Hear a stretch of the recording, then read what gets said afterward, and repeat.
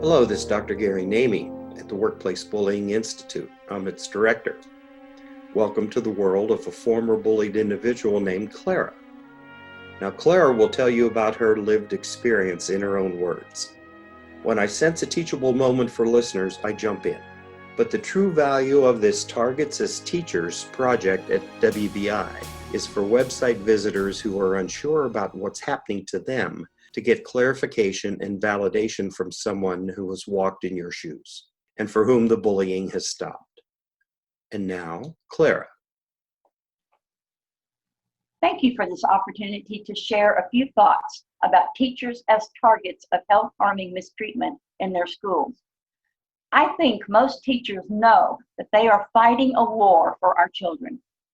I will touch on a few issues I personally have experienced and then suggest a few steps that might help improve the safety and care of our students and teachers in public school. On April the 28th of 2011, I was left disabled by a student-on-teacher assault instigated by my final public school administration. Wait a minute, let's stop right there. Was this physical assault, Clara? Yes, I was. Oh yes, my God. Physically assaulted. All right, go on, talk about it. In 2010, a dozen stellar teachers and I were nominated for Teacher of the Year in a 5A school district in a neighboring community. It was a tremendous honor, and when neighbors saw it in the paper and on the news, they pressed me all the harder to bring my middle school theater arts program to our hometown school district. There was an opening in the middle school a mile from my home. I applied and was hired. It took me a long time to finish my formal teaching credentials, though I took my first job in education at the age of 10, when I volunteered a month of my summer vacation to help a favorite teacher with Head Start. I love education, and I have filled positions in the education community my entire life. In 1984, I became a child advocate and began speaking and writing as an ambassador for the sanctity of human life. And I've spoken across the country, and in 2000, I began advocating with Christian organizations.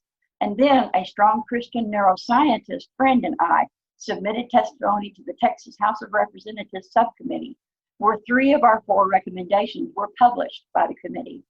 Oh, could you just stop right there? And Sure. This tie-in with neuroscience, which has been really the source of the biggest advances in workplace bullying because of the research on the stressed brain and the impact on people's lives. What back then were you talking about in terms of neuroscience, could I ask? We talk about how children's brains develop and important information that the medical, scientific, and social communities need to know when we're dealing with children from conception to natural death. I kind of lump everybody into the child category. And all of us grow and develop in very specific ways. And it's important that we become aware of what those differences are so that we understand children better and can therefore take better care of them. Thank you for that. I think Sure. people don't understand when there's an underlying biological substrate to what can account for their behavior, Right. that we foolishly make judgments about that which we see, and we think that it's a matter of personal will sometimes, but it can be biologically driven, which sounds so fundamental to me, but this is earth-shaking to employers who are basically hell-bent on condemning workers, as opposed to understanding that the very harm that they inflict on the worker is causing the very behaviors they're seeing. So it becomes a self-fulfilling prophecy. But you got me detoured with the neuroscience. I'm sorry. Going back to your tale. I think that's fascinating. You have that early experience in that. That grounds you better than most targets, by the way. When I met this neuroscientist in 1997, she diagnosed, I had an undiagnosed brain injury at the time, but I didn't know I had a brain injury. And after she knew me for 15 minutes, we were sitting across a conference table together. We were in an event together. And she said, "So tell me about your brain injury." And I said, "I don't have a brain injury." She was, lady, you don't know you have a brain injury. I said, I do not have a brain injury. And so we started from that kind of bizarre introduction to each other to becoming best friends. Fascinating. But Fascinating. she is an amazing lady. Oh. So my friend and I also submitted testimony through 2 separate amicus briefs to put before the United States and the Supreme Court. During the first month of my new school contract, I was saddened when the year began with large numbers of my students organized and intentional in their misbehavior. Anytime you see children organized in anything, you know that there are adults involved. Ah. The husband of the teacher I replaced still worked in my new school. He told me his wife suffered terrible mistreatment for 5 years before she resigned and left the classroom permanently. In public school, there is a professional development and assessment system, or PDAS.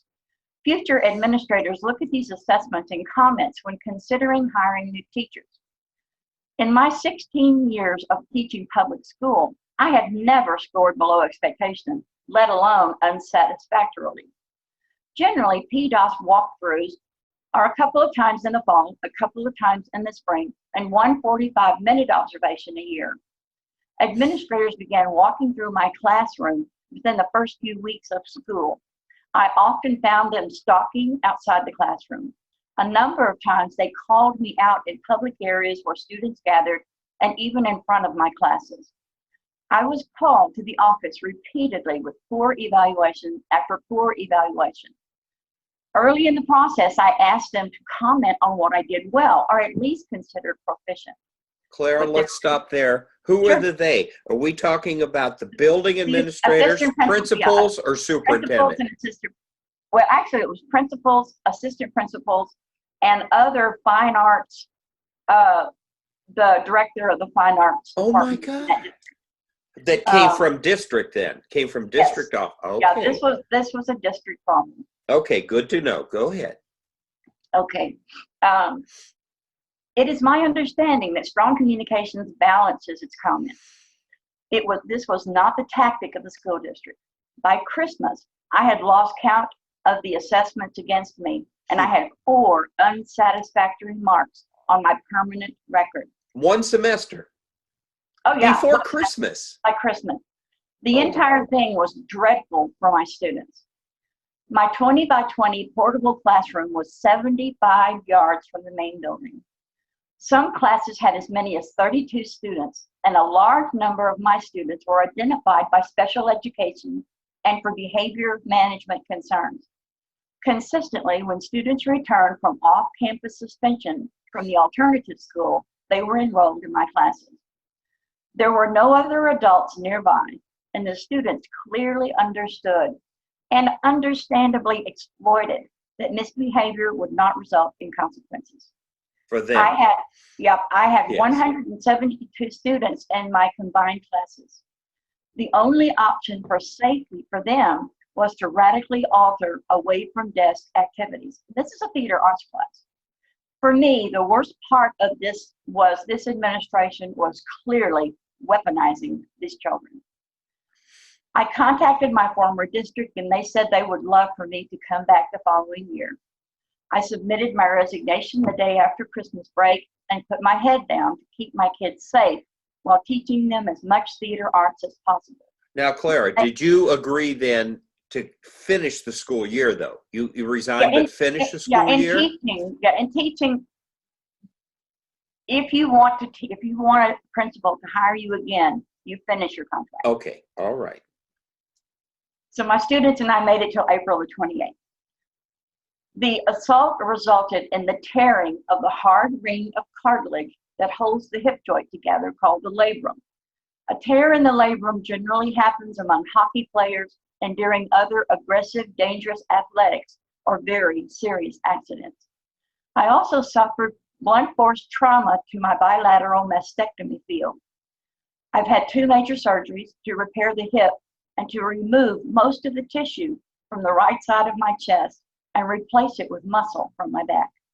Oh my goodness. I am no longer able to work, meaning I was forced to liquidate all assets and property and relocate from a 4-bedroom on half an acre in town. to a 1980s vintage retired FEMA trailer 3 hours north of the community in which I grew up. In 2014, I confronted the school board about the treatment of students who learned violence against teachers and covering up problems in the district were acceptable. I have since realized that the district appears to be culling and sorting students into the haves and the have-nots. The haves are the ones that make the district look good. This is a small community, so certainly young students, parents, and other citizens know what is going on there. I am so saddened that this situation is going on in my hometown.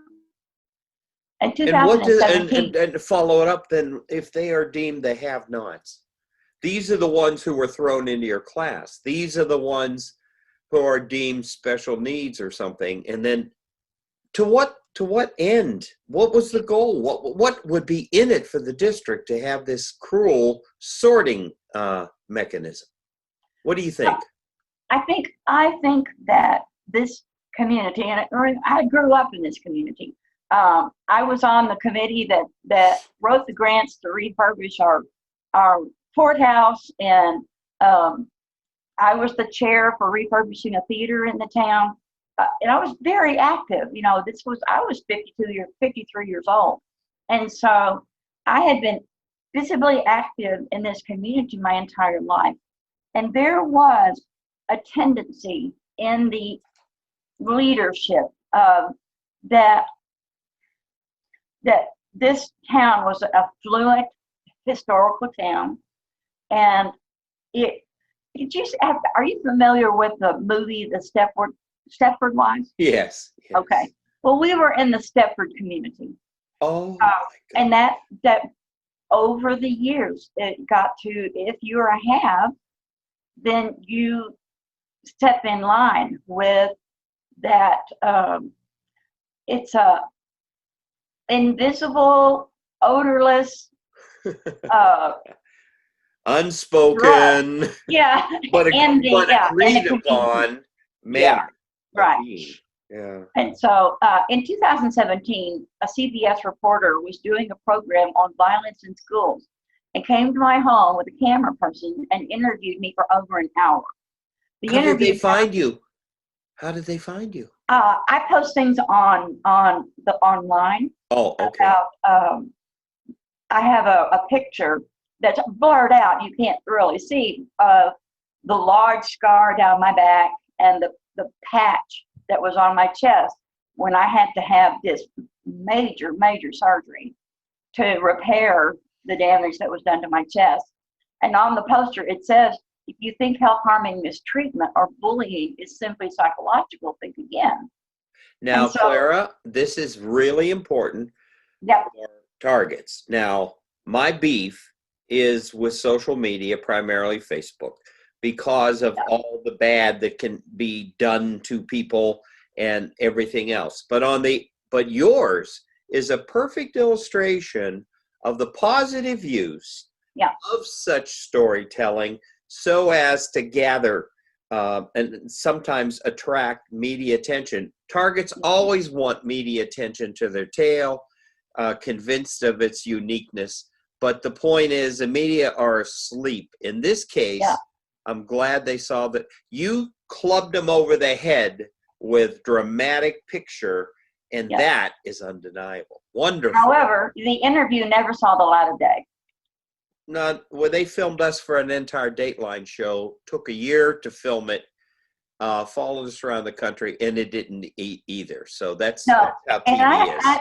Now, being in communications, my husband worked for the largest Christian radio corporate in the country, Salem Communications. And so both of us are fairly, and as an advocate who's spoken quite a bit. Yeah, you're pretty savvy about, yes. You're not the average target, but they could learn from you. They could learn from you what you've known. Go ahead. Well, I hope they can. I might ask you to record a separate tutorial on how to disseminate stories, but go ahead. Well, I would love to do that. As a matter of fact, I'm going to talk about that in just a minute. All right. Okay. In this last January, I was able to reconnect with a student involved in the assault. She said she was treated as if she was a monster by the administration and teachers and kids. Long before the assault, her mother had been trying to get the administration to address the bullying she was suffering, but to no avail. When I told her I stood up for her to the school board, she cried. And she said she could not wait to tell her mother, as they have suffered far more than I have in these last 9 years. I doubt that, but go ahead. I think most public school teachers are at war for our children. I think teachers need scenario training, assertiveness training, peer-to-peer telephone and person-to-person support, and to learn how to stand against corruption in administrations. And if I had more time, stand, actually it's intentional, S-T-A-N-D, say something, tell someone, take someone with you, 2 or 3 people to go with you, ask for help from a professional, know how to negotiate, and document everything, because if it isn't written down or recorded, it didn't happen. That would be S-T-A-N-K-D, but that's all right. Anyway, go ahead. Yeah. We're using the, Yeah, okay. the sound, phonetic. Anyway, go ahead. I agree with you, but I might say that despite the high level of teacher abuse, and teachers and nurses are the 2 most maligned groups, without a doubt, because of, and I might say, because of your pro-social nature. Listen to you. You're an advocate for your kids. Teachers hang in there forever trying to see potential in children. They don't give up on kids nearly as quickly as the public does. Yeah. And so they also stay in harm's way for an extremely long amount of time, thinking that they too can extricate themselves. But did this, I'm curious, this former student, now an adult, did she share with you how the administration co-opted any of the kids to become, you said weaponized, to become violent toward teachers? Yes, she did. And I was a very popular teacher.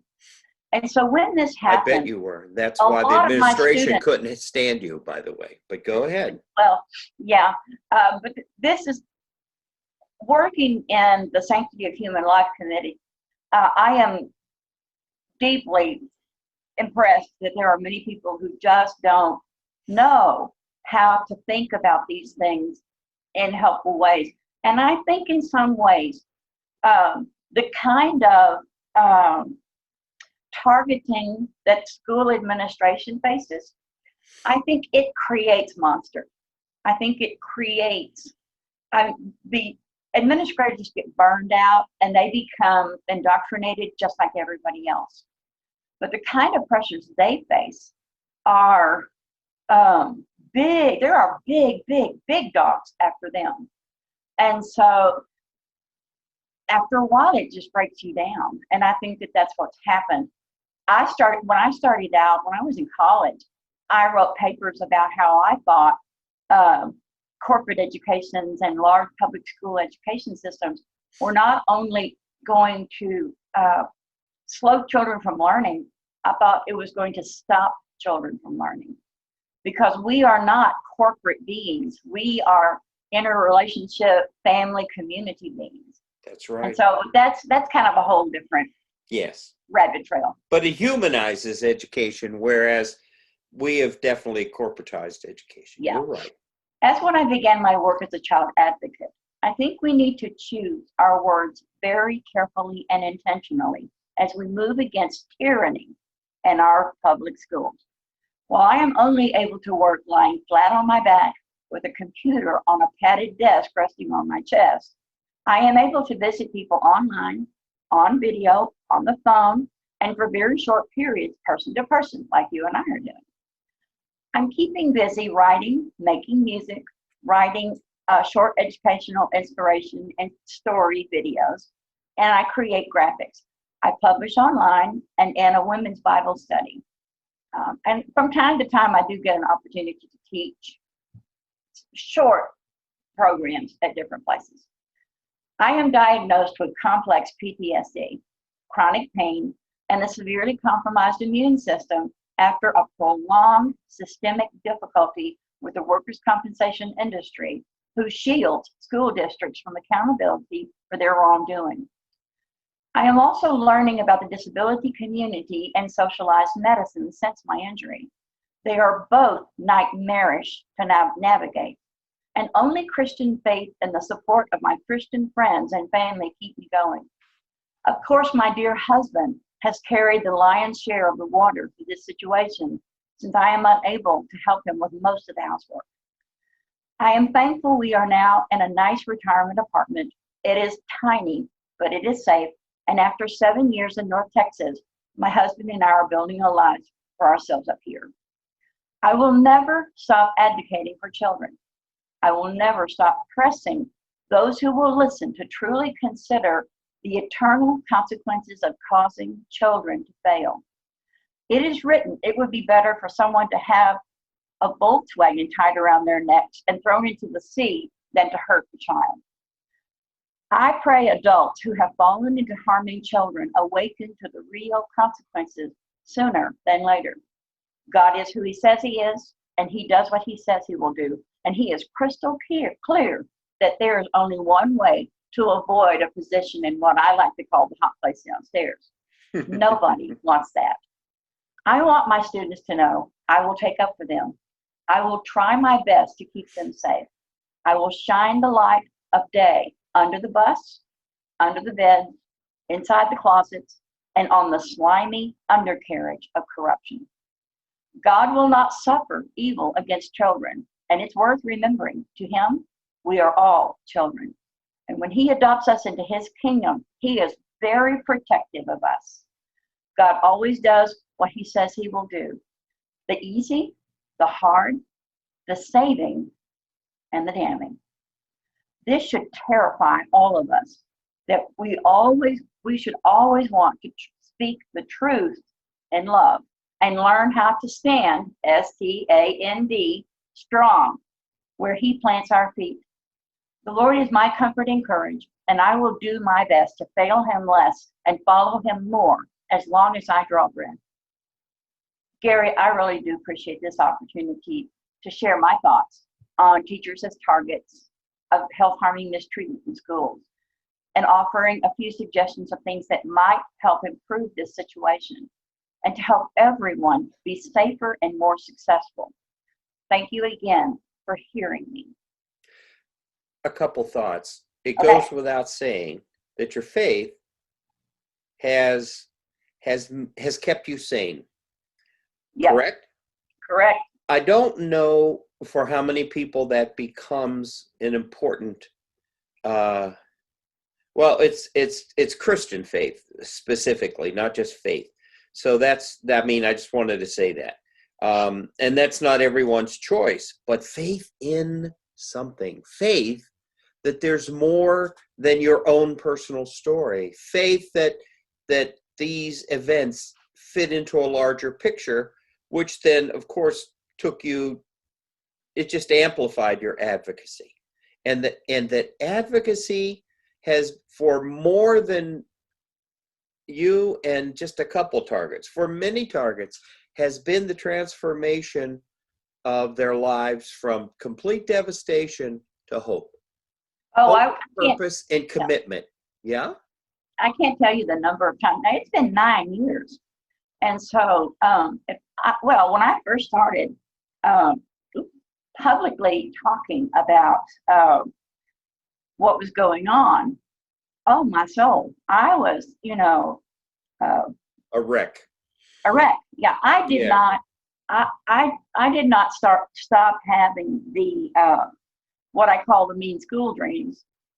Oh goodness, probably since we got this apartment, because while I was thankful to have a roof over my head, I wasn't in the safest of places, and so that compounded, and I was away. I was away from our daughter. I was away from lifelong friends. And so that was a really hard thing. And it took a long, long time to get treatment for my injuries. And even now, in the disability and in I now, because, I taught school most of my professional. So my disability is very low. My Social Security is very low because I taught school. Because I didn't finish 20 years, I have a third of my teacher retirement. And so I went from a very, very comfortable income and home and life to way, way, way, way, way under the poverty line. And so now I can't just go to any doctor. I have to go to doctors who serve the low income community. And I've talked to caregivers about how I think they are experiencing a real high degree of compassion burnout. Fatigue. They just, they are just compassion fatigue. And so after a while, you cannot help but get blurred in the eyes of the caregivers. And so situations that in my former life would have been minor now are, potentially deadly. This Saturday will be 2 weeks ago, I was in the emergency room because I couldn't get help for an infection that I had, and it was very, very near systemic. And so the lifestyle that I have today is, it in no way resembles the life that I had the first 53 years of my life. It's more precarious. And I think people need to be very sympathetic to that. And this is all because of this displacement, because of that toxic school district and the principals who were in on it, who had, for some reason, as you said, eloquently weaponized the kids, who did all this, and then all the physical trauma you suffered. Now, have you had luck? You said you're diagnosed with complex PTSD. It takes a pretty shrewd therapist to do that. Have you been lucky in the past finding someone who understands it? No, you're nodding your head. No. Tell us about the difficulty there, because people, targets will run into this. They're going to find unfeeling, basically ignorant therapists. What has been your experience? Well, I have an asset in my neuroscientist friend, and she has been very helpful. One of the things, again, about the public health, the low-income health, is that folks in the mental health field generally rotate through public health. They will do a year. Maybe an internship, perhaps, during their pre-license, maybe. I see. There is no building a care team. I am an advanced stage cancer survivor, and I do have the brain injury that I have to work with, and so I have a lot of help. And I was 50. I'm 63 now, and so in the old world, I had a health team of that I used to help me build my support system so that I could function. And that doesn't exist in this world. And so I think what I would, if I was on a phone call, or if I was visiting someone who's in the bear cave, I would just pour into that person, and then what the people who are in that need. Kind of like when I went through cancer, I had a cancer buddy. And my cancer buddy told me what to expect during chemo, and told me what to expect after my mastectomy, and came and visited me, and encouraged me to do the things I needed to do in order to survive my cancer. And I think bullied teachers, bullied people in general, need that. When they realize that they're a target, they need somebody who's been through it to walk through that with them. I agree. Because not only do they need it for all the reasons you're mentioning, but the nature of bullying is to isolate that person, to deliberately isolate them, Right. convince them that they are unique and no one else has ever gone through this. And that, of Right. course, has been our 23-year lesson is you're not alone. Right. Right. Go ahead. Um, Finish your thought. I'm sorry. I took you right off no, that. no, it's Like okay. a bully buddy, a target buddy. A target buddy. But one of the things that, I have had access to very good resources. And there is a man named Ken Sandy who has written well, not just written, but he has created an entire training program so that people can learn how to be peacemakers. And to be a peacemaker, he is an attorney. And so when a person is in a conflict, he has a step-by-step way for the person for the person who's looking for help to actually figure out, what am I doing that's giving this person this opportunity? Because that's where you start. You can't see it, but I have this necklace I wear. Can you see that? There's all these little circles. Well, in order to deal with this, you have to start with that little circle first. Inner one, the innermost. That's you. Yeah, you have to do with you. And then you can move out. And so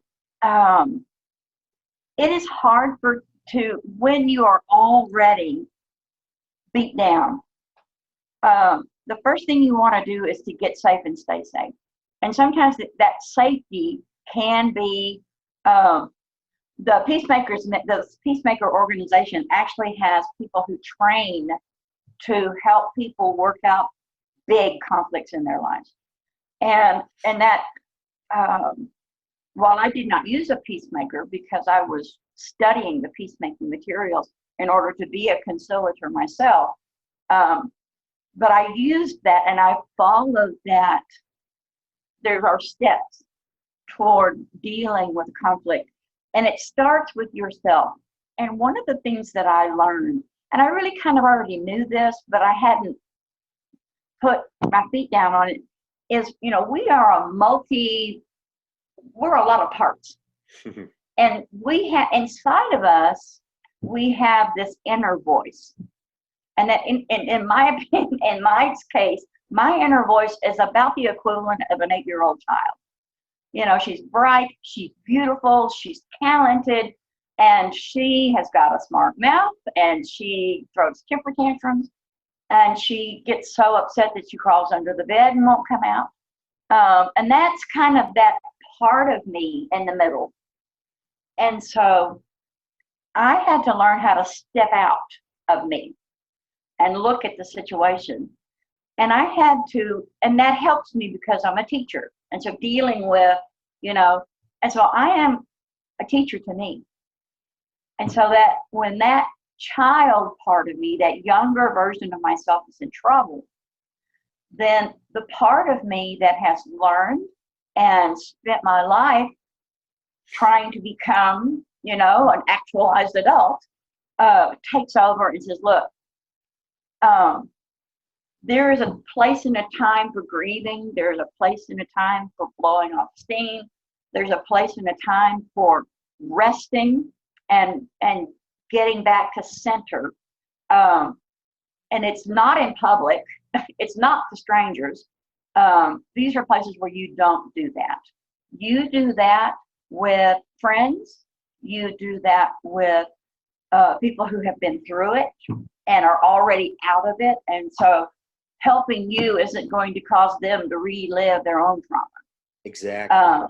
Yeah. And so when I'm dealing with that part of me, the first person I have to take care of is her. I have to take care of. Now let's stop there for a second. Targets, listening in. Yep. It sounds selfish, doesn't it? But for gosh sakes, for once in your life, will you listen to what Claire is saying? If you do not put yourself first, you will not survive this. You must. It's not a selfish act. No. Describe how it's not selfish, Claire. What's the difference between selfishness and what you're saying there? Yeah. I have a game I play with my students, and I have these foam, like Nerf balls. And every group I have ever led in my life has to play this game. And in the game, you know, you have the ball, you have your message, whatever it is, your my mouse. And so, oops, oh, I blew it. What did I do? Nothing. But anyway, you have this ball in your hand, and so you have a message. Now, right now, this is your message. You're holding it. It's you. That's yours. For some reason, you need to get this message to Gary. If I'm going to send you a message, then I say, Gary, I have a message for you. Would you be willing to receive my message? If you say yes, then I send the message to you. Now, once that message leaves my hands, it is a potential message to Gary, but I have to watch to see if Gary caught it. If Gary didn't catch it, then I have to get the message back and I have to try again. Do a better toss, to do a better relay. Toss. If it still doesn't get through, then I have to change my approach. And once you have the message, it's your message. It's not my message anymore. My relationship with you, as far as that message goes, is accomplished. All of us have messages, and we lose sight of the fact that until that message has gotten to the other person and you have fully let go of it, you're responsible for the message. I would tell my students, who is responsible for the message? The sender. If the sender doesn't have a message or doesn't know what their message is, then that's the sender's problem. If the sender doesn't know how to throw a ball, that's the sender's problem. If the sender has been up for 3 days and hasn't eaten anything and is weak and shaky and, you know, that's the sender. The sender is in no condition to send a message. And so it is irresponsible, and this is hard when you are being beat down and then somebody says, okay, you're going to have to get yourself together. Your head blows up. I can't do anything else, you know. And so, but that is what has to happen. When you're in that situation, you have to get yourself to what I call center. If you think of the world as an arc, you know, right up here on the top of it is center. And you can kind of navigate about that much of it without slipping off, you know. But if you don't learn how to live at center and how to get back to center when you're confronted by some kind of horrible thing, then you won't be able to you're not going to be able to get that message where it needs to be. You know, and that message could be using your blinker in traffic. That message could be dealing with some person in line at the store, whatever. You need to be able to get your message. But we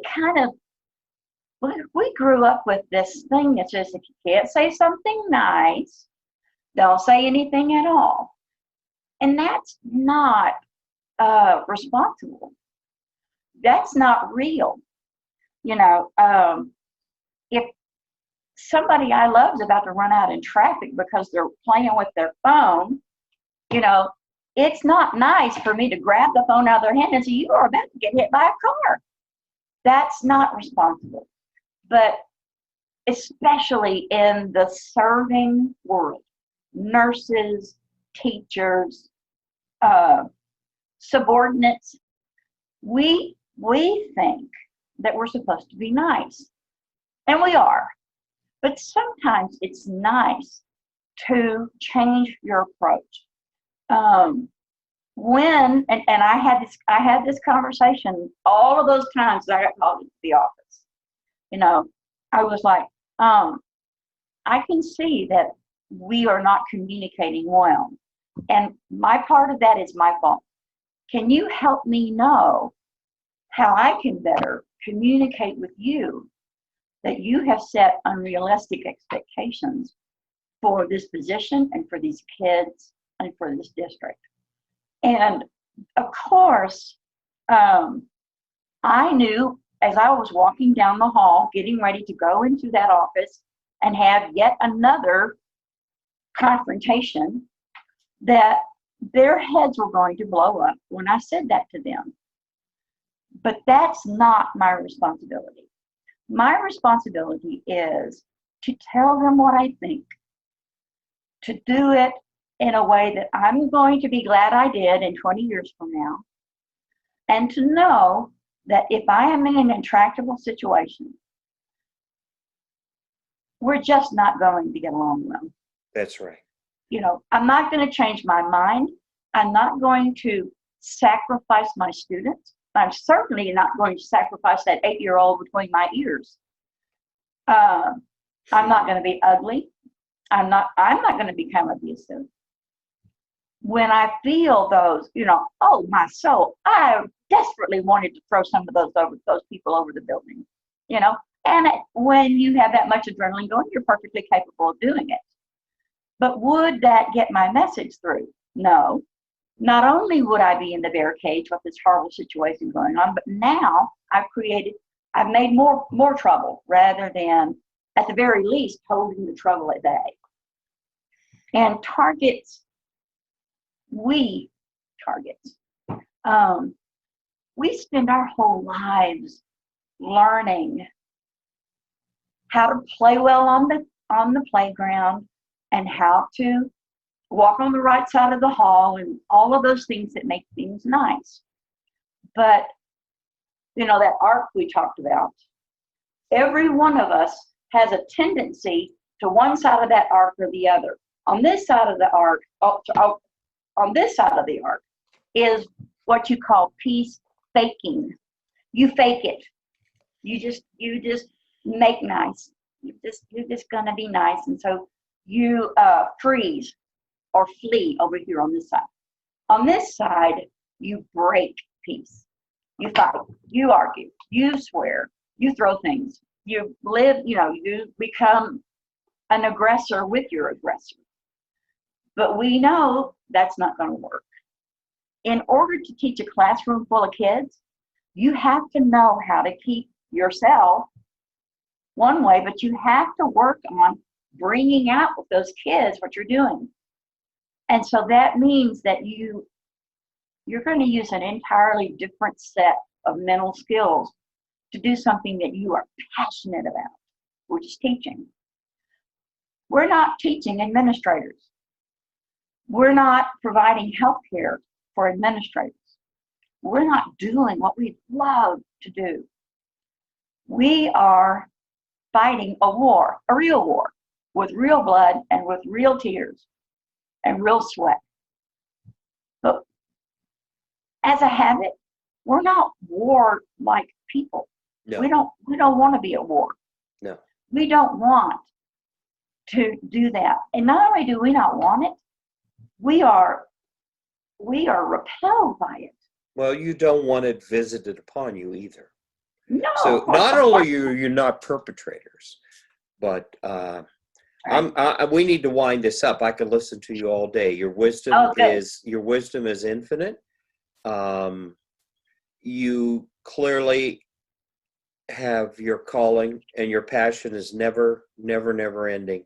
I want to reinforce two things. Okay. Well, three things. Way back, you mentioned workers' comp as a failure. Because workers' comp was invented by and for employers, it is only there to dissuade you from filing a lawsuit. Actually, legally prevent you from filing a lawsuit. Correct. So Correct. just understand that. It has nothing to do with worker support or compensation, which is too hard to come by. One of the most damaged teachers, with a story akin to yours, spent 7 years in the workers' comp system, and then they gave her $159,000. I mean, they took her teaching career away, and it was chump change, as she always referred to it. Sure. Second point, it is so critical what you just said about being nice. The Oxford English Dictionary definition of nice shows that the word nice is derived from the Latin root necere, which is to not know, to be ignorant. To be nice is actually to be a fool. And though our mamas taught us, and so did yours and mine, you grow up to be nice, it seems to be a sucker's game. Why do we have to be nice when there are people, to use your arc as a model, who live and dwell at the aggressive end, who have been reinforced their entire lifetime for their aggression? And back to your neuroscience roots, there are so many who, because of neglectful or absent parenting in the critical period from birth to 18 months, if they are exposed to a coldness in the absence of reciprocated love, when all that baby wants to do is love and be loved, they grow up incapable of empathy, of love, of understanding people who work so hard as you to center themselves, because to them there's no range of behaviors. There's only one way to be, to dominate. So it's not a fair fight between thoughtful, caring, compassionate helpers, who are the teachers as targets, with these idiot people who just have no faith in human nature. And I want to end it with, as your example so well illustrates, no faith, period, of any kind. So they are godless, soulless, empathy-free, cruel perpetrators who just muddle through life thinking that they've got cat by the tail and life is good, and all they do is make others miserable. I will tap you for, I want to end the recording now. Okay. I'm scared to ask you for final thoughts because you have so many, but your wisdom will prove invaluable, and I'm sure people are going to tell me, we love Clara so much. I love you so much, and I thank you so much for saying this. Any final thoughts? Hard to summarize, but you've said so much. But looking back on all the years, and you did get detoured, you did find purpose. I want targets to hear that. It is not the end of it need not be the end of your life. Any thoughts? I want to really admire you and your wife for your work that you've been doing, because you have been an invaluable resource to me as I've walked these 9 years. That's not what we're recording this for. No, I know that. But in my final thoughts, the reason I say that is because we need resources. We need to find out how to sort ourselves out. So I think my final thought is that, I have number one rule: be safe at all times. And find the resources that you need. Take care of that 8-year-old or whatever, that inner part of yourself that's getting chewed up. Relearn, or maybe learn for the first time, what it is to truly love yourself. Truly grasp how truly, if you think of any child you've ever seen in your life, and that child is in you, and that child is beautiful and bright and articulate. And the very, very first thing every target needs to do is to come to terms with that part of themselves that is just absolutely worth fighting for. That's how I would make this.